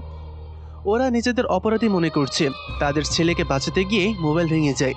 মোবাইলে মেমোরিও ছিল না যেখানে এটা থাকতে পারে। আমি তাদের বলি এটা আমার ভাগ্য, হয়তো আল্লাহ এর থেকে ভালো কিছু দিতে চাচ্ছে। এভাবে কেটে যায় 2 দিন। ভাবির সাথে প্রতিদিনই কথা হয়। ভাবি চাচ্ছে সব কিছু যেন আবার আগের মতন হয়ে যায়, কিন্তু ভাবিও জানে আমার কাছে ভিডিওটা এখন নাই, তাই আল্লাহ ভরসা বলেই থাকতে হচ্ছে। কিন্তু আজ নিজেকে বড় মনের মনে হয় না, একটি পরিবারের ধ্বংসের কারণ মনে হচ্ছে। মিথিলাকে সম্মান দিতে নিয়ে বাঁচাতেই এই ত্যাগ স্বীকার করলাম। আজ মিথিলা ভাবিকে কথা শোনায়। মিথিলাদের সবকিছু ঠিকঠাক আছে, শুধু আমাদের পরিবারে নেমে এসেছে কষ্টের ঝড়। বিকেলে হাঁটতে হাঁটতে ছাদে যাই। আজ প্রথম কষ্ট করে হলেও ছাদে আসলাম। রুমের ভিতর কষ্টগুলো বের হচ্ছে না, একটু পর পর আমাকে হানা দিচ্ছে। কাউকে কিছুই না বলে চলে গেলাম। ছাদে গিয়ে দেখি ওই দিনের মেয়েটা আমাকে দেখেই, কেমন আছেন? আলহামদুলিল্লাহ, আপনি? ভালো। আপনার সাথে একটা কথা ছিল। বলবে ভয় পেয়ে যাই। কি কথা? রিমি আপনাকে ভালোবাসে, কিন্তু বলতে পারছে না, তাই আমাকে জানাতে বলল। মেয়েটার কথা শুনেই আমি খুব অবাক হলাম। আমি আসলে মজা করার মুডে নেই। বিশ্বাস হচ্ছে না? এই তো রিমি আসছে। রিমি মনে হয় ছাদে এসেছে আমাকে খুঁজতে। রিমি আমার কাছে আসলো আর ওই মেয়েটার সামনেই বকতে লাগলো। এই, আপনি কি কিছু বুঝেন না? একা একা ছাদে চলে আসছেন। আমাকে বলতেন, নিয়ে আসতাম যদি কিছু একটা হয়ে যায়। আমি কিছু বলছি না, শুধু অবাক হয়ে রিমির কথা শুনছি। রিমি কি সত্যিই আমাকে ভালোবাসে? তা না হলে কেন শাসন করছে? কি হলো, কথা বলছেন না কেন? কাউকে বিরক্ত করতে চাইনি, তাই একা চলে আসছি। বিরক্তি মানে? একটা দিমু ধইরা। রাখ রাখ, মারপিট পরে করিস, আগে তো প্রপোজ কর। কি বলিস সেই সব? আমি সব বলে দিচ্ছি, দুলা ভাই বিশ্বাস করছে না, তুই নিজের মুখে বল। মেয়েটার কথা শুনে রিমির মুখ লজ্জায় লাল হয়ে গেছে। আশিফ, আমি তোমাকে ভালোবাসি। তুমি কি আমাকে তোমার এই বড় মনে আমাকে জায়গা দিবা? রিমির কথা শুনে যেমন খুশি হয়েছি, তেমনি চিন্তায় পড়ে গেছি। রিমির ব্যবহার, আমার প্রতি ভালোবাসার টান, সেগুলো আগে থেকেই লক্ষ্য করেছি, যা দেখে রিমির মতন মেয়েকে জীবনসঙ্গী হিসেবে পাওয়ার আকাঙ্ক্ষা জাগে। কিন্তু আমি ভাবছি অন্য কথা। রিমিকে পরে বলবো বলে রুমে চলে আসি আর ভাবতে থাকি রিমির সাথে রিলেশনে যাওয়া আমার ঠিক হবে কিনা।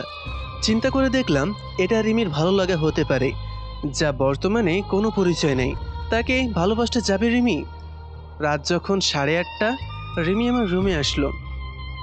কি ভাবা হয়েছে? কি ভাববো? কি ভাববে মানে?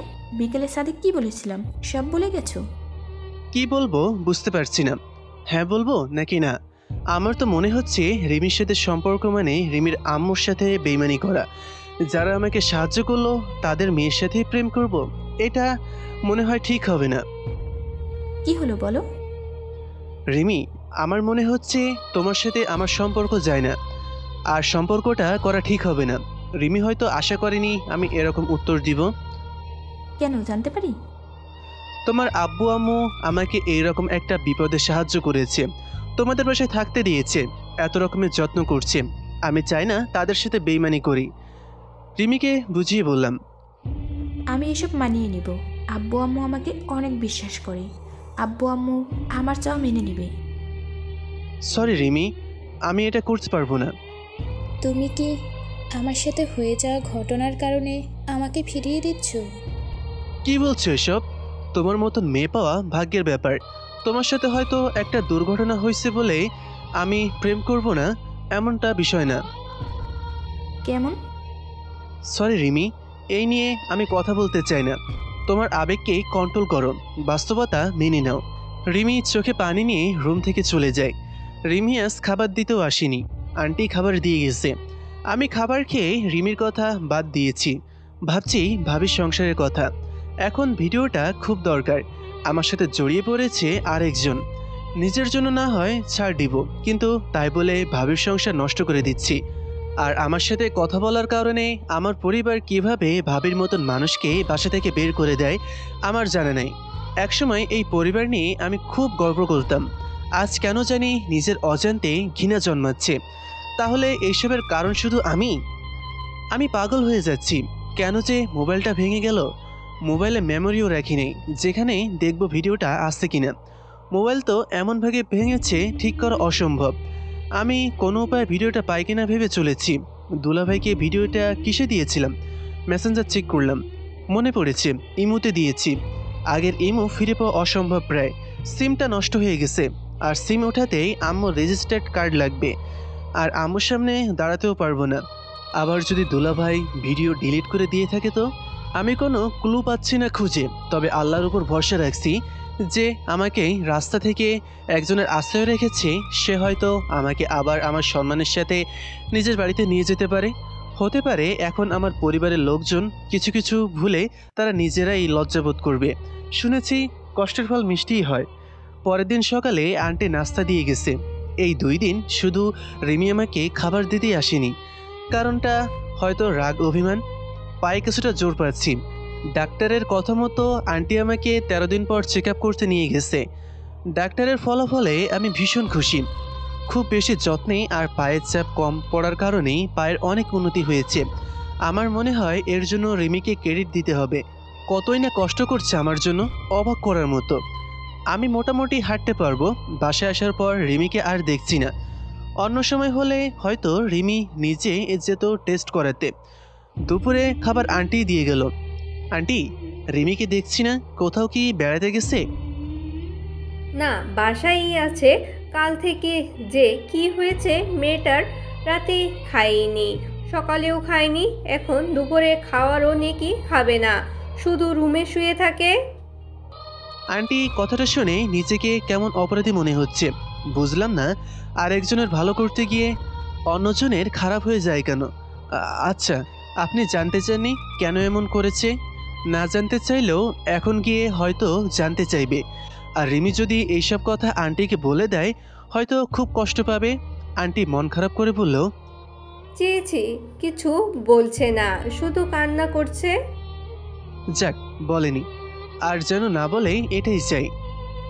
আচ্ছা, তুমি খাবার খেয়ে নাও, আর পারলে রিমির মন খারাপের কারণ জানার চেষ্টা করো। কিছু কথা হয়তো আমাদের সাথে শেয়ার করতে পারছে না, তোমার সাথে করতে পারবে। আচ্ছা, কারণটা তো আমি জানি, শুধু শেষবারের মতো বোঝানোর চেষ্টা করতে হবে। খাওয়া শেষ করে আমার পাশের রুমেই রিমি থাকে। রিমির রুমে গিয়ে দেখি রিমি অন্ধকারে শুয়ে আছে।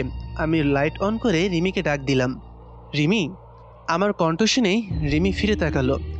কি ব্যাপার রিমি, খাওনি কেন? খাবে চলো। সত্যি বলছি, রিমির চোখের দিকে আমি তাকাতে পারছি না। চোখগুলো ফুলে আছে, আর না খেয়ে চেহারার বাজে অবস্থা। আমি খাবো না। তুমি এখানে এসেছো কেন? আমি কে তোমার? রিমি প্লিজ বোঝার চেষ্টা করো, তোমার শরীর খারাপ করবে। এরকম পাগলামির কোনো মানেই হয় না। আঙ্কেল আন্টি জানতে পারলে কি হতে পারে ভেবে দেখেছো? তাই তো, আব্বু আমাকে বললেই তো পারি। আর যদি আমার কথায় রাজি না হও, খাওয়া দাওয়া একদমই বন্ধ। রিমি তো দেখছি আমার কথাই পুঁজি করে বসেছে। আমি কি তাহলে ভালো করতে গিয়ে খারাপ করে ফেলি? আচ্ছা বইলো, আগে খেতে চলো। তুমি আমার কথায় রাজি হও, তারপর। রাতে খাইনি, সকালেও খাইনি, না এখন দুপুর পেরিয়ে যাচ্ছে, তাই মিথ্যা বললাম। খাবার খেতে গেলে ভেবে দেখব। আচ্ছা খেয়ে নিব, তবে যদি পাল্টি মারো তাহলে বুঝবা পাগলামি কারে কয়। রিমির কথায় ভয় চলে আসে মনে। রিমি খেতে গেল। আন্টি অবাক। আঙ্কেল তো বলল আমার কাছে নাকি জাদু আছে। কি জাদু সেটা জানলে তো বাসা থেকে বের করে দিত। আমি রুমে গিয়ে বসে ভাবছি। রিমি খাবার শেষ করেই আমার রুমে। এবার বলো ভালোবাসি। এখন না, রাত 10টায় একটু অন্যরকমভাবে বলবো। কিভাবে? এটা সারপ্রাইজড। আমার কথা শুনে রিমি অনেক খুশি হলো। রিমির সাথে অনেক কথা হলো। রিমি আমার রুম থেকেই যাচ্ছেই না। শুধু কথা বলছে, হয়তো ভাবছে আমি রিমির কথায় রাজি। হ্যাঁ রাজি, কিন্তু বেইমানি করতে পারবো না। রিমি চলে যাওয়ার পর কিছু কথা রিমির জন্য আর আন্টির জন্য লিখলাম, কারণ ঠিক করেছি আজ রাতেই চলে যাব। আমি পারবো না রিমির বাবা মার মনে কষ্ট দিতে। রিমির দেওয়া মোবাইল আর কাপড় চোপড় সব কিছু ফেলে শুধু সিমটা নিয়ে রাতের সুযোগ পেয়ে বেরিয়ে পড়লাম স্টেচের হাতে নিয়ে। দারুণ বাধা দিতে চেয়েছিল, বুঝিয়ে শুনিয়ে চলতে লাগলাম, কিন্তু বেশি দূর যেতে পারিনি। পিছন দিক থেকে কে যেন আমার হাত ধরে নেয়। আমি পিছনে তাকাতেই দেখি রিমি। কিছু বলার আগেই আমার গালে সজোরে চড় বসিয়ে দিল। কোথায় চলে যাচ্ছিলে তুমি? রিমি, আমি আমি কি? হ্যাঁ, কি ভেবেছো তুমি চলে গেলেই সব সমাধান হয়ে যাবে? রিমি, আমি চাই না আঙ্কেল আন্টি কষ্ট পাক। তুমি আব্বু আম্মুর কষ্টটা দেখলে আর আমার কষ্টটা দেখলে না? তোমার জন্য আমার ভিতরটা কী যে রক্তক্ষরণ হচ্ছিল তুমি জানো? কাগজটা পাওয়ার পরই এক মুহূর্তের জন্য মনে হচ্ছিল এই বুঝি সব কিছু অন্ধকার হয়ে এলো। রিমি কান্না করছে অজর নয়নে। রিমি, তুমি বলো আমার কি করা উচিত ছিল? যে মানুষগুলো আমার বিপদে দাঁড়িয়েছে তার মেয়ের সাথে সম্পর্ক করে বসবো? আমি বলেছিলাম তো আব্বু আম্মুকে আমি ম্যানেজ করব। রিমি, এটা হয় না, আমাকে চলে যেতে দাও। আমি পা বাড়ালাম। রিমি হয়তো আমার কথাই বুঝবে না। কোথায় যাবে শুনি? ভালো করে হাঁটতেও তো পারো না। এর এক পা বাড়ালে বাকি যে পাটা ভালো আছে সেটাও ভেঙে দেবো। হয়তো এটাই ভালোবাসার বহিঃপ্রকাশ। আমি রিমির ভালোবাসা বুঝি, কিন্তু ভালোবাসার মূল্য দিতে পারছি না, যার জন্য আমারও খারাপ লাগছে। মন খারাপ করে অভিমানী সুরে বলল, আচ্ছা বাসায় চলো, ভালোবাসতে হবে না। আমি জানি রিমি আমার সুস্থতার জন্য এই কথা বলছে। রিমি আমাকে টেনে একটা রিকশায় বসালো। জানি কথা বললেও কোনো কথা কাজে আসবে না। আর আমি কোথায় বা যেতাম? বাসার অবস্থা আগের থেকেও খারাপ।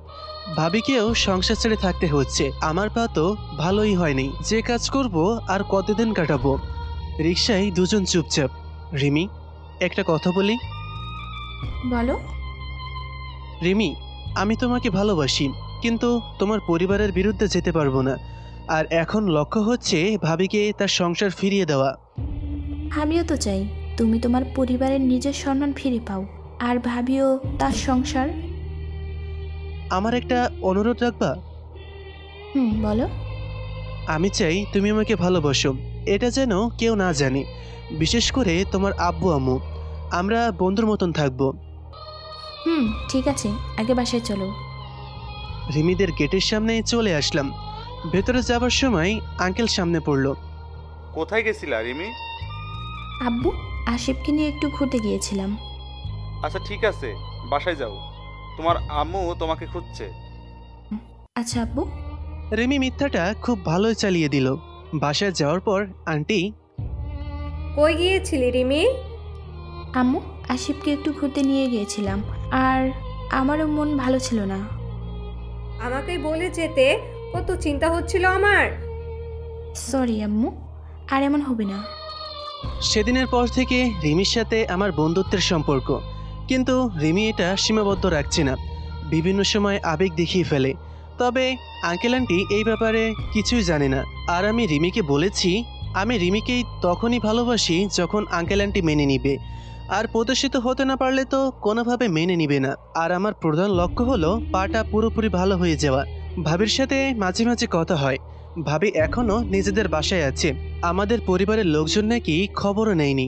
ভাবিও সেই অপমানের কারণে কারো সাথেই কথা বলেনি। আর ভিডিও পাওয়ার কোনো ক্লুই খুঁজে পাচ্ছি না, আর পাবো বলেও মনে হচ্ছে না। তাই বলে জীবন থমকে যাবে এমনটা তো না। আঙ্কেল আমাকে তার অফিসে পার্ট টাইম জব করতে বলেছিল কিছুই করতে হবে না, কিন্তু আমি নিজেকে ছোট মনে করব ভেবে জবটা দিল। তার পাশাপাশি রিমির কলেজে ভর্তি হতে বলল। আসলে এই এক মাসে আমার মনে হয়নি আমি অন্য বাসায় আছি। এতটা আপন করে নিয়েছে এই পরিবারটা।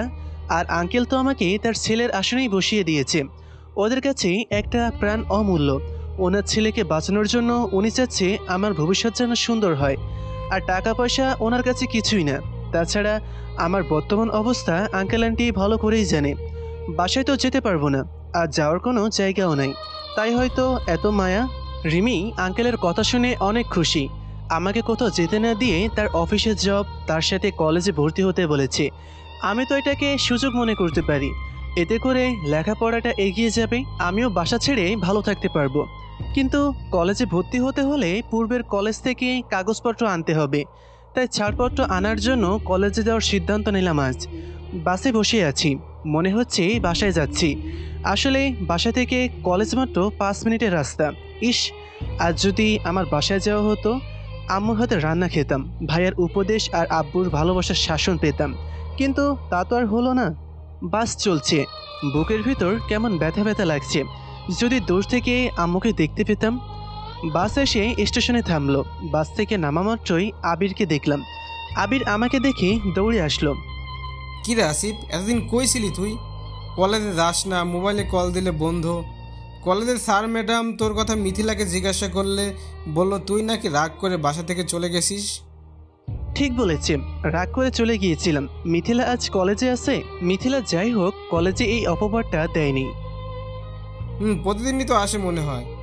কেন গেছিলি রাগ করে? আর মোবাইল বন্ধ কেন? এমনি, আব্বু মারছিল। পরে ঢাকায় মামার বাসায় উঠি, ওইখানেই ভর্তি হব। তাই কলেজ থেকে কিছু কাগজপত্র নিতে এসেছি। আমার তো মামাই নেই, তবে আমার কিছু বলার ছিল না, মিথ্যাটা বলতেই হলো। ও আচ্ছা, কলেজে যাবি এখন? আচ্ছা চল। আবিরের সাথে কলেজে গেলাম। কলেজে পুরনো স্কুল জীবনের বন্ধুরা এসে ভিড় করলো। কই গেছি আমি, কলেজে আসি না কেন, রাগ কিসের জন্য, আব্বু মারলে বাসা থেকে যাওয়া লাগে নাকি, আজ থেকে কলেজে আসবো কিনা, সবগুলোরে সত্য মিথ্যা বুঝিয়ে প্রিন্সিপাল স্যারের রুমে ছাড়পত্র আনার জন্য দরখাস্ত দিলাম। স্যার জানতে চাইলো কারণটা কি। আমি স্যারকে বললাম ঢাকায় একটা পার্ট টাইম জব পাইছি, তাই ওইখানেই ভর্তি হব। স্যার আমাকে কাগজপত্র সব কিছু বুঝিয়ে দিল। পরিচিত স্যার ম্যাডামগণের খবর নিলাম। সবাই আমার না আসার কারণ আর এই কলেজ থেকে চলে যাওয়ার কারণ জানতে চাইল। প্রিন্সিপাল স্যারকে দেওয়া উত্তর দিয়েছি সবাইকে। অফিস থেকে বের হতেই মিথিলাকে চোখে পড়ল। আগের মতোই পর্দা করে আছি।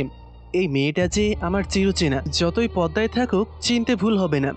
মিথিলাকে দেখে কেন জানি ঘৃণা আসছিল না। মন চেয়েছিল মিথিলাকে জিজ্ঞাসা করি, কেমন আছিস মিথিলা? আমাকে বাসা থেকে বের করে খুব সুখে আছিস তাই না? মুহূর্তে চোখ ঘোলা হয়ে আসলো। মিথিলাও দেখছি আমার দিকে চেয়ে আছে। হয়তো কারো কাছ থেকে শুনেছি আমি কলেজে এসেছি, তাই হয়তো এক নজর দেখার জন্য দূর থেকে তাকিয়ে আছে। আবার আমার ধারণা ভুলও হতে পারে। আমি বেরিয়ে যাওয়ার জন্য হাঁটতে থাকি, মাথা নিচু করে মিথিলাকে দেখি নাই এমন একটা ভাব নিয়ে। কিন্তু মিথিলাকে আমার দিকে এগিয়ে আসতে দেখছি। আমি পাশ কাটিয়ে চলে যাব, তখনই মিথিলা ডাক দিল, আসিফ, তোর সাথে কিছু কথা আছে। মিথিলা আমার সাথে কী কথা বলবে আমি জানি না, আর জানতেও চাচ্ছি না, তাই না শোনার ভান করে হাঁটতে লাগলাম। মিথিলা পিছন থেকে সামনে আমার পথ আটকিয়ে বলল, আসিফ প্লিজ একবার শোন। কি বলবি তুই? তোর জন্য আমি বাসা ছাড়া হয়েছি, এমন একটা অপবাদ দিলি তুই, যার কারণে 1 মাস ধরেই আম্মুকে দেখি না, আম্মুর কথাও শুনি না। আব্বুর কড়া শাসন আমার জীবনে নাই। আমার সাথে কথা বলার অপরাধে ভাবিকেও বাপের বাড়ি পাঠাই দিছে। কেন জানি রাগ আর কষ্টগুলো চোখের পানি হয়ে বের হচ্ছে। আসিফ তুই আমাকে মাফ করে দে। আমি জীবনে এমন একটা ভুল করেছি যার জন্য আমি রাতে চোখ লাগিয়ে ঘুমোতে পারি না। চোখ বন্ধ করলেই আমার পাপের দৃশ্যগুলো আমার চোখে ভাসে। মিথিলার চোখের কোণে পানি। মিথিলা, ন্যাকা কান্না কাদার কি আছে? যা চাইছোস তাই করেছোস। আমিও চাইলে তোদের সব কিছু ফাঁস করে দিতে পারতাম, কারণ আমার কাছে ভিডিও আছে। কিন্তু তোকে ভালোবাসতাম। তোর সম্মান যেন নষ্ট না হয়, নিজের সম্মান নষ্ট করে সবার চোখে দর্শক নামক মিথ্যা অপবাদ নিয়ে বাসা থেকে বের হয়ে গেলাম। কিন্তু একটা দুঃখ কি জানিস, ভাবিকেও বাসা থেকে বের করে দিয়েছে। ভালো থাকিস। চোখ বেয়ে পানি বের হচ্ছে। আবার কেন যে মিথিলার সাথে কথা বলতেছি, রাগ হচ্ছে নিজের উপর। আর কথা বলার ইচ্ছা ছিল না, হাঁটতে শুরু করলাম। আসিফ দাঁড়া প্লিজ, শোন। আমি জানি মিথিলার এইগুলো অভিনয় করতেছে, কারণ মিথিলা নিখুঁত অভিনয় করতে পারে। যেভাবে পরিবারের লোকজনদের সামনে করলো, আমি আর মিথিলার সাথে কথা বলতে পারছিলাম না, চলে আসলাম। ইস, আম্মুকে দেখার খুব ইচ্ছে। আমি আবার ঢাকা ব্যাক করব। টিকিট কেটে বাসের মাঝখানে জানালার পাশে বসে আছি। তখনই জানালা দিয়ে আব্বুকে দেখতে পেলাম, সাথে আম্মুও। কিন্তু আম্মুর তো বোরকা গায়ে, মুখটা দেখতে পারছি না। তবে এতটুকুই মন জড়িয়ে গেল। আব্বুকে আগের মতন হাসি খুশি হাঁটতে দেখতে পারতেছি না, কেমন যেন মন মরা হয়ে আছে। আম্মু হয়তো একই অবস্থা। কিন্তু সবচেয়ে আশ্চর্যের বিষয় হলো ভাবিকেও দেখতে পাচ্ছি, ভাইয়াও পাশে। তবে কি আজ ভাবির বাসায় নিতে যাচ্ছে? হয়তো সবার মন গলে গেছে, আমার জন্য তাদের মন কাঁদে। আমি বাসা থেকে বেরিয়ে যাওয়ার একদিন পরেই ভাবিকে বাপের বাড়ি চলে যেতে হয়েছে। ভাবি কেমন বাসার সবাই জানে।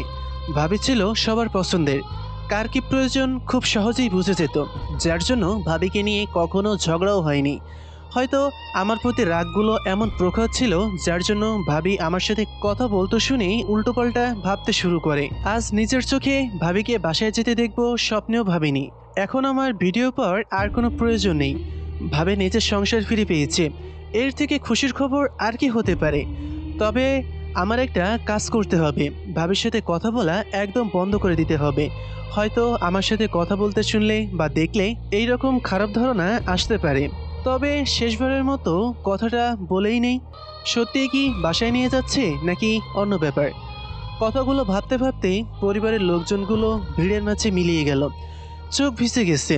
যদি একবার আম্মু বলে ডাক দিতে পারতাম, আব্বুকে আব্বু বলে ডাক দিতে পারতাম। এই জীবনে না জানি সে সুযোগ হয় কিনা। গাড়ি চলতে শুরু করলো আমার চিরচেনা শহরটাকে ছেড়ে। মনে আজ কিছুটা শান্তি খুঁজে পাচ্ছি ভাবিকে বাসায় যেতে দেখি। যদি এমনটাও হতো আমিও আজ বাসায় যেতে পারতাম। এই জীবনে হয়তো হবে না, কারণ নিজেকে প্রমাণ করার মতন কোনো প্রমাণই আমার কাছে নেই। যে একটা ভিডিও ছিল তাও হারিয়ে ফেলেছি। শুধু ভাবি জানেই আমি নির্দোষ। সেই কথা বলতে গিয়ে ভাবি আজ বাড়ি ছাড়া হয়েছিল। আর মিথিলাকে কখনো ছোট করে সত্যিটা বলবো না। আর দুলাভাই তো নাই। আম্মুর কথা মনে করতেই চোখ বেয়ে পানি পড়ছিল। পাশ থেকে আম্মুর বয়সী কেউ একজন বলে উঠল, কাঁদছো কেন বাবা? আম্মু আব্বুর কথা খুব মনে পড়ছে। কেন, তোর আব্বু আম্মু কি নাই? মহিলাটি হয়তো ভাবছে আমার আব্বু আম্মু মারা গেছে। আছে, কিন্তু আমাকে তাদের ছেলে বলে দাবি করে না। কেন, কি হয়েছে? আগ্রহ নিয়ে জানতে চাইল। মহিলাটাকে ঢাকায় আসতে আসতে সব কিছু বললাম। উনি আমার মিথ্যা অপবাদের কাহিনী শুনে চোখে পানি ফেলছিল। বাস থেকে নামার সময় উনি ওনার বাসার ঠিকানা দিয়ে যায়। ওনার নাকি কোনো ছেলে নেই, সময় পেলে যেন দেখা করতে চাই। বাসায় আসার পর ফ্রেশ হয়ে খাবার খেয়ে রুমে শুয়ে আছি। খুব ক্লান্ত লাগছিল আর ভাবছি মিথিলার কথাগুলো কি শোনার খুব দরকার ছিল, নাকি যতটুকু শুনেছি সবটাই ভুল করেছি। রিমিয়াস কলেজ থেকে আসার পর আমার সাথে দেখা করতে আসলো। কাগজপত্র আনছে কিনা, আসা যাওয়ার কোনো সমস্যা হয়েছে কিনা জানতে চাইল। আমি যখন মিথিলার সাথে দেখা হওয়ার কথা বললাম, রিমি মন খারাপ করে ফেলে। তবে ভাবিকে ভাইয়ার সাথে আব্বু আম্মুর সাথে বাসায় যাওয়ার কথা বলেই রিমি অনেক খুশি হয়। রাতে ভাবি ফোন করলো। হ্যালো ভাবি, কেমন আছো? ভালো, তুমি? ভালো। আসিফ, আজ তোমার ভাইয়া আর আব্বু আম্মু আমাকে বাসায় নিয়ে এসেছে। ভাবির কথা শুনেই মন ভরে গেল। তাহলে ধারণাটা সত্যিই ছিল, তাই নাকি? কিন্তু এতদিন পর নিতে আসলো? ওরা বলেছে তোমার উপর রাগ করে নাকি আমার সাথে এমন করেছে। তোমার সাথে এই পরিবারের কেউ যোগাযোগ করুক, এটা নাকি কেউ চাচ্ছে না। ভাবির কথা শুনে মনটা আবার খারাপ হয়ে গেল। তার মানে আমাদের প্রতি তাদের কোনো মায়া হয় না? ও আচ্ছা ভাবি, তাতে সমস্যা নেই। তুমি বাসায় ফিরে গেছো, এতেই খুশি। আমি তোমাকে বাসায় ফিরিয়ে আনার সব চেষ্টা করে যাব, দেখবে আমি জয়ী হবই। দরকার নেই ভাবি, আমি শুধু তোমাকে বাসায় ফিরিয়ে দেওয়ার জন্য ভিডিও প্রমাণ খুঁজছিলাম। আজ আমার কোনো কিছুরই দরকার নেই। তোমরা ভালো থেকো বলেই ফোন কেটে দিলাম। সাথে সাথে সিমটা খুলে ফেলি, যেন ভাবির সাথে আর কোনো যোগাযোগ সম্ভব না হয়। ভাবি তার সংসার নিয়ে ভালো থাকুক। আমি ফিরে যাওয়ার চিন্তা করি না। করলে হয়তো ওই দিনই ভিডিওটা দেখিয়ে দিতাম। তখন যেমন মিথিলার ভালো চেয়েছি, আজও চাই মিথিলার সম্মান নিয়ে বেঁচে থাকুক। আর যদি পাপের পরিমাণ বেশি হয়ে যায়, তার শাস্তি মিথিলা নিজ থেকেই পাবে। আমি যখন মিথিলার ভালো চেয়ে বাসা থেকে চলে এসেছিলাম, এখন স্বার্থপর হতে পারবো না। আর আমার কাছে নির্দোষ হওয়ার প্রমাণও নাই। পরের দিন রিমির সাথে গিয়ে কলেজে ভর্তি হই। রিমি বিজ্ঞান বিভাগ থেকে, আমি মানবিক বিভাগে, তাই ক্লাসগুলো ভিন্ন।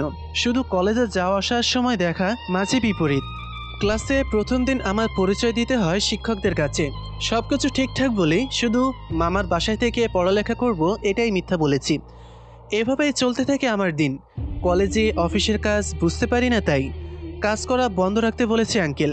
আমি ভাবছি এই মানুষগুলো এত স্বার্থহীন হয় কি করে।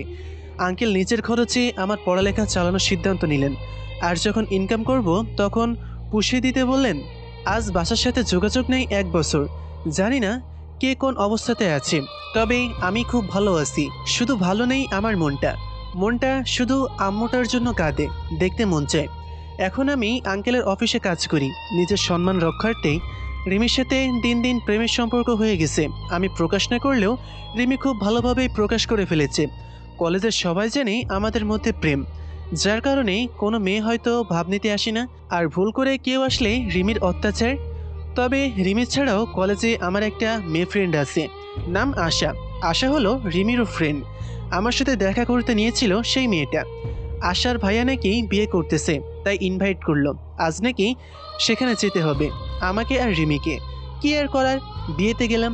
কিন্তু কোনের বাড়িতে গিয়ে আমি পা ফেলার জায়গা পাচ্ছি না, কারণ আশার ভাইয়ের সাথে সুমিয়াপুর ননদের বিয়ে, মানে দুলাভাইয়ের বোনের বিয়ে। আর আমি আর সেখানেই। আপু শ্বশুরবাড়ি দেখতেই থমকে যাই। আগে জানলে হয়তো আসতাম না, কিন্তু এসে যখন পড়েছি কিছু একটা বাহানা ধরে এখান থেকে চলে যেতে হবে। দুলাভাইকে দেখলে রাগ কন্ট্রোল হয়তো করা সম্ভব হবে না। আর যদি সবার সামনে আমাকে অপমান করে, অপমান না করলেও বিয়েবাড়ির আনন্দটা মাটি হয়ে যাবে। আমি কিছু করলেও দোষ, আর না করলেও দোষে পড়ে যাই। আশা, আমি আর রিমি একসাথেই। আশাকে ফাঁকি দেওয়াটা খুবই কঠিন। তাছাড়া আমি যদি আশাকে বলি এটা আমার দুলাভাইয়ের বাসা, আর আশার ভাবি হলো আমার দুলাভাইয়ের বোন, না জানি আশার মনের ভিতর কি চলে। ভাববে হয়তো যার ভাইয়ের চরিত্র খারাপ তার বোন কি ভালো হবে। আসলে একজনের পাপের শাস্তি আর একজন কেন পাবে, কিন্তু বাঙালিরা এটা বুঝে না। একজন দোষ করলে তার পুরো পরিবার নিয়ে কথা বলে। আর আশা যদি তার ভাইকে বলে দেয় মেয়ের ভাই এই কাজ করেছে, রিমিকেও কিছু বলা যাবে না, আশাকে বলে দিতে পারে। কি রে, আসছিস না কেন? আসতেছি। মিথিলাকে দেখছি বরকে আগায় নিতে আসছে। মিথিলাও এখানে, হয়তো আমার পরিবারের সবাই ওখানে। আসলেই তো আব্বুকেও দেখা যাচ্ছে মেহমানদের আপ্যায়ন করে ভিতরে নিয়ে বসাচ্ছে। ছোট ছোট পা করে এগোচ্ছি। সবাই ভিতরে চলে গেছে, ছবি তুলবো। তুই মেয়েদের সাথে টাঙ্কি মারবি, আর আমি ছেলেদের সাথে ভাব নিব। এখানে সময় কাটালে হবে। এই তুই টাঙ্কি মারতে কাকে বলছিস? আশিফ এসবের কিছু দেখলে খবর আছে। আমি আছি আমার চিন্তায়, আর ওরা আছে ট্যাঙ্কি নিয়ে পড়ে। মিথিলা কি আমায় দেখে ফেললো? আমার দিকেই তো মনে হচ্ছে তাকিয়ে আছে। এখন কি করি? মিথিলা দেখছি এদিকে আসছে। আশা, একটা ফোন করে আসি, তোরা যা মোবাইলটা হাতে নিয়ে। আচ্ছা যা, তাড়াতাড়ি আসিস। আচ্ছা। আশিফ, আমি আসি? না, 2 মিনিট লাগবে। আমি দুলাভাইয়ের বাড়ি থেকে বেরিয়ে আসি। মিথিলা হয়তো অন্য কোথাও অন্য কারো দিকে তাকিয়েছিল। আমাকে দেখলে আব্বু আম্মুরও আনন্দ চলে যেত। আব্বু আম্মু আবার সিন ক্রিয়েট করতো। 2 মিনিটের কথা বলে 10 মিনিট পার হয়ে গেছে। একের পর এক ফোন দিয়ে যাচ্ছে রিমি আর আশা। কী কথা বলবো, তাই ফোন বন্ধ করে ফেলে রাখলাম। হয়তো এই বিষয়টার জন্য আশা অনেক রাগ করবে। শুধু আশা না, আশার আব্বু আম্মু শুনলেও রাগ করবে। কিন্তু আমি কিছু করতেও পারবো না, আর বলতেও পারবো না। আমি চাই বিয়েটা ভালোভাবে হয়ে যাক, কিন্তু এই আশাকে এই বিষয়ে কী উত্তর দিব? মিথিলাকে দেখলাম এই বিয়ের অনুষ্ঠানেও হিসেব পড়ে আছে, যেখানে রিমি আর আশার সাজের কোনো শেষ নেই। কিন্তু মিথিলার পর্দার ভিতরে আছে পাপ লুকানো। আর রিমির মতন ভালো মেয়ে তো চোখেই পড়ে না। তবে আমি পর্দাটাকেই সাপোর্ট করি, কারণ পর্দা হলো নারীর সৌন্দর্য। পর্দাতেই নারীদের কতটা মায়াবী লাগে মিথিলাকে না দেখলে বোঝা যাবে না। হয়তো মিথিলা জীবনে কিছু ভুল করে ফেলেছে, জানি না সেই ভুল থেকে ফিরে এসেছে কিনা। রিমি আশার থেকেও মিথিলাকে শুধু পর্দার কারণে সুন্দর লাগছিল। আশাকে বললে হয়তো বলতো বিয়ে বাড়ি হয়তো। চিপ, দেখ মেয়েটাকে কতটা মায়াবী লাগে। তুই কিন্তু এই মেয়ের সাথে খারাপ কিছুই করবি না। এইসব মেয়েদের সম্মান করতে হয়। টাঙ্কি মারার জন্য ছল ছোটপোটো টাইপের মেয়ে খুঁজো, কিন্তু কে জানবে এই মায়াবী চেহারাটাই অভিনয় জগতের এক শ্রেষ্ঠ অভিনেত্রী। ভাবছি আমার এরকমভাবে এসে পড়ার কারণে হয়তো রিমির বিয়ের অনুষ্ঠানে মন বসতে চাইছে না। আর আশাও মনে মনে বলতেছে আজ আমাকে পেয়ে নিক, তারপর খবর বুঝাবে।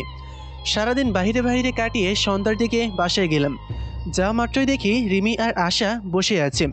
চেহারায় আগুন ফুটে উঠেছে। কিছুটা ভয় পেয়ে গেলাম, কিন্তু যে করেই হোক নিজেকে বাঁচিয়ে নিতে হবে। 2 মিনিটের কথা বলা কই গেছিনি? রিমি, আমার একটা কাজ ছিল খুবই গুরুত্বপূর্ণ। রাখ তোর কাজ, তোর জন্য আমাদের কত কথা শুনতে হয়েছে জানিস। আর বিয়েটা পাঞ্চে গেছে। কই গেছিলি সত্যি করে বল। আমার জন্য কে কথা শুনাইছে? পানসে যাবো কেন? আমি তো বুঝতেছি না আমার জন্য। আব্বু আম্মু বলেছে আমরা নাকি তোর সাথে ঝগড়া করছি, তাই তুই রাগ করে চলে গেছিস। আচ্ছা, আঙ্কেলকে বুঝিয়ে বলবো। আঙ্কেলকে পরে বোঝাস, এখন আমাকে বোঝা। কোন মেয়ের সাথে দেখা করতে গেছিলি? রিমি, তুমি আমাকে সন্দেহ করছো? হ, বল কার সাথে দেখা করতে গেছিলি? নয়তো বিয়ে বাড়িতে না ঢুকেই চলে আসলি কেন? আসলে রিমি, আব্বুর হার্ট অ্যাটাক হয়েছিল। ভাবি বলল শহরেই আব্বুকে নিয়ে এসেছে, তাই আব্বুকে দেখার জন্য চলে আসি। মন খারাপ করে কান্না কান্না ভাব নিয়ে বললাম। কি বলিস, কিছু হয়ে যায়নি তো? এই জেটটাই নাকি বেঁচে ফিরেছে। আমি দূর থেকে আব্বু আম্মুকে দেখে চলে আসলাম। সরি আসিফ, না জেনে উল্টাপাল্টা বলে ফেলেছি। যাক, মিথ্যাটা বলে কন্ট্রোল করতে পারলাম। আচ্ছা, আমরা না হয় বুঝলাম, এখন আব্বুকে বুঝাবে কে? আব্বু বলেছে তোকে বাসায় না নিয়ে গেলে আমাকে বাসায় যেতে দিবে না। আশা তো আবার পেঁচে ফেলে দিল। আরে তুই বলে দিস, নয়তো ফোন কর, আমি বলি। না, হবে না, তোকে বাসায় নিয়ে যেতে বলেছে। আর কেন বিয়ে থেকে পালিয়েছিস আব্বুকে বলতে হবে। আচ্ছা, কাল যাবো। আঙ্কেলকে কি বলবো? আঙ্কেলকে না হয় বুঝিয়ে বলবো। আশার ভাবির সাথে যদি মিথিলা আসে, আর সুমি আপুর ননদ তো আমাকে চিনে। কাল যাবি? তাহলে আজ আমি কোথায় থাকবো? রিমির সাথে থেকে যা। কি নতুন ভাবি বাসায়, আর আমি এখানে থাকবো? চল বলছি। আশা আমাকে টেনে হিসড়ে চললো। বাসা ভর্তি মেহমান। আঙ্কেলকে খুঁজতে গেছে রিমি। আশা, ভাবের সাথে কি কেউ আসছে? একটা মেয়ে এসেছে। আশার কথা শুনেই কলেজে শুকিয়ে গেল। মিথিলা নয় তো? আসিফ, এদিকে আসো। আসসালামু আলাইকুম আঙ্কেল। ওয়ালাইকুম আসসালাম। বিয়ে বাড়ি থেকে চলে গিয়েছিলে কেন? আঙ্কেল, বল, আমি কিচ্ছু করি নাই। তুমি চুপ করো। আসিফ বলো, আশা কিছু বলেছে? না আঙ্কেল, একটা খারাপ খবর শুনি, আঙ্কেলকে সব বুঝিয়ে বলি। ও আচ্ছা, ঠিক আছে, চলো নতুন বউ দেখে যাও, পরিচিত হয়ে যাও। আঙ্কেলের কথা অমান্য করে কি করে? সুমি আপুর ননদ আমাকে ভালো করেই চিনে, আর ওই বিষয়টা যদি জেনে থাকে তাহলে তো আঙ্কেল ছাড়বার পারত না। আমাকে ভাবির সামনেই, মানে মাইশা আপুর সামনে নিয়ে গেল। সাথে রিমি, আঙ্কেল, আশা। আপুর ননদের নাম মাইশা। আমার থেকে 3 বছরের বড় ছিল, তবে খুব ভালো ছিল। আমার সাথে অনেক ফ্রেন্ডলি করত, ফ্রেন্ডলি ছিল খুব। মা মাইশা, এটা তোমার দেবর, আশার কলেজ ফ্রেন্ড, তবে আমার ছেলের মতোই। আঙ্কেলের কথা শুনে মাইশা আপুর চোখ খুলে হা করে তাকিয়ে আছে। আমি মাথা নিচু করে আছি আর মুখে হাত, যেন চিনতে না পারে। এই, তুমি আসিফ না?